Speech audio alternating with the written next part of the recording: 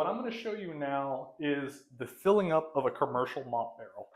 What you typically are going to see, you come to a building, it's going to be without this utility hose here, okay?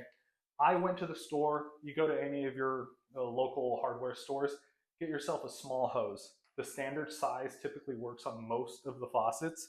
Go ahead and buy that, have a couple extra on the side. When you get here to these buildings, you attach it. You're going to want to make sure that this is snug so that there is no leakage when you're filling up your mop bucket. There we go. So nice and snug. Now we can turn it on. Boom. No leak here. That's the key thing. All right. You want that because otherwise you're going to have to be lifting up this bucket, putting it here, filling it up, and then lifting a full bucket. Ergonomics, in terms of making sure your back doesn't get hurt, this is the key solution. Make sure you have one of these utility hoses. So go ahead and put the hose inside and then turn on your water. Typically what I do is I read through my specific concentrate solution as to the best temperature. Most of the time it's going to say hot, right? So we like to fill it up with hot, warm water. So I'm going to go ahead and fill this up. And now let's take a look here. If you lift it up, it just sits right on top. You just got to make sure you hit the grooves. And then here, what you're going to be noticing is that there are these dividers here. This is a great technology for wave breaks. That just simply means the water is not going to splash up and out of the bucket. So that's a great feature. What I recommend for your commercial mop buckets is that they have that. And then you're going to fill it up to the designated spot. Once you're all set there, what you're going to do is go ahead and get your solution and pour it inside. And what I recommend is measuring out exactly the amount that it specifies, okay? So I'm using ZEP neutral pH floor concentrate. Right here you can see the dilution. It gives you 3 options: lights cleaning, normal cleaning, heavy duty. And this is 1, 2, and 3 different options there. And then 5 ounces per gallon of water, heavy cleaning. That's if you're doing heavy duty mopping. If we are doing nice maintenance cleans and the floors are looking healthy, there's no reason why you can't do that light cleaning. So now we've got our water ready to go. I go ahead and add the mop afterward. You'll also notice that I added first the water. The reason why is this builds up with bubbles and foam. So I just want to avoid that, and I put in this concentrate afterward. One of the key things that I see people do that is incorrect is they leave their mop bucket full at the end of their shift and the mop inside of the mop water. That is not good. And the reason is you're going to have bacteria grow. It's a perfect opportunity for it to grow. And especially if you've been cleaning all day long and you get your mop and then you leave it in the water, the next day is going to have a rancid smell. I don't know if you've ever washed your clothes and then left it in the washer. If you smell that after a specific amount of time, it's going to smell bad. And that's just bacteria growing. That's just a condition that's perfect for them. So what we like to do, we like to wash these and get them cleaned, of course, and make sure that we're throwing out the mop water every single day that we're cleaning. After the clean, you're going to go ahead and dump it out. And then we're going to do interchanges of water throughout the shift. You don't want to use the same water at the beginning of the shift that you do at the end of the shift. You want to constantly be producing a clean environment. And the only way you can do that is if you're replacing your mop water. Make sure you're changing it after you clean specific areas. When it comes to mopping different areas, another tip, I have a separate mop for cleaning bathrooms and then one for general areas. You don't want to mix the two. Obviously, that's going to be a huge factor in terms of the cleanliness that you're actually providing to the customer. If you're using a mop that's been used in the bathroom in the common area, that's doing the opposite effect. Make sure you have separate mops for all the different areas that you have.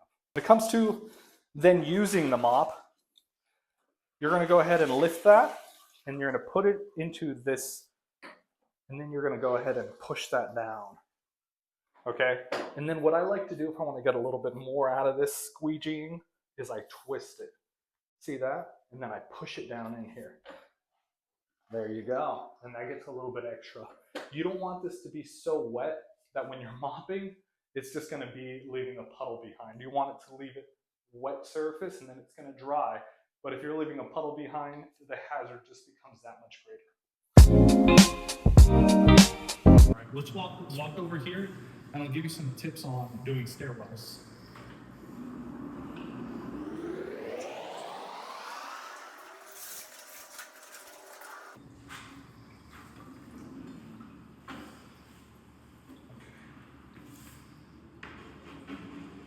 All right, cool. Here are the tips that I'm gonna have. Always use wet floor signs whenever you're mopping anywhere, just for the safety of everybody around you, yourself. Make sure you put up these cautionary signs. Wet floor, available on Amazon. We can share a link down below for you guys. You'll notice that I squeegeed the mop and then I left it here.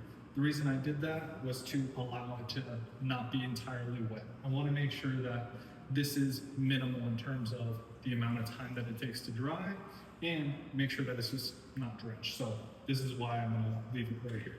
Have my wet floor sign put right here. I like to do one at the top and at the bottom of the stairs because you don't know what direction people are coming from, but you want to make sure that they're safe. And you do this before mopping, not after. And then I also wanted to highlight that I'm putting them right in the middle of the stairwell. The reason is, it's gotta be inconvenient. I don't want to put it off to the side because then somebody could get the idea that these signs are not actually serving a purpose. We want to make sure that it's obvious, we're in the middle of mopping, and that it's wet. All right, here we go. You're gonna work from the top down, all right? These floors, or rather these stairs, have already been swept. So now it's just a matter of going from floor to floor. Or sorry, going from stair to stair.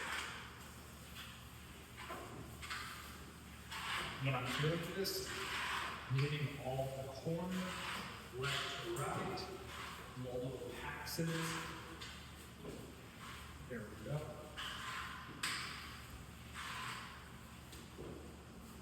This building happens to have 8 floors, so wonderful way to show you guys, and you've got a good workout at it.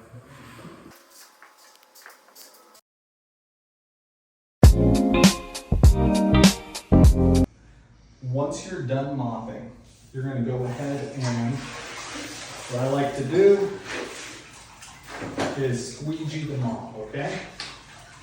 What I love about these mop sinks specifically is that my mop squeegee loads perfectly right here. So that's very nice because that means I can put this here and I'm going to empty out this mop bucket. One of the things that I always emphasize on is ergonomics. We want to be able to do this job for a very long time. That means protecting yourself, using the right tools where possible, and making sure that you bend at the knees. So we're gonna position ourselves, push against this wall a little bit, bend at the knees. We don't have to lift this whole thing, okay? We just gotta get this little lip right here. You see that? That little lip is right on top of this plastic edge. And I grab this red handle right here. I don't have to do barely any lifting, okay? See that very minimal effort on my part. And I slowly pour this out so that it doesn't create a big splash.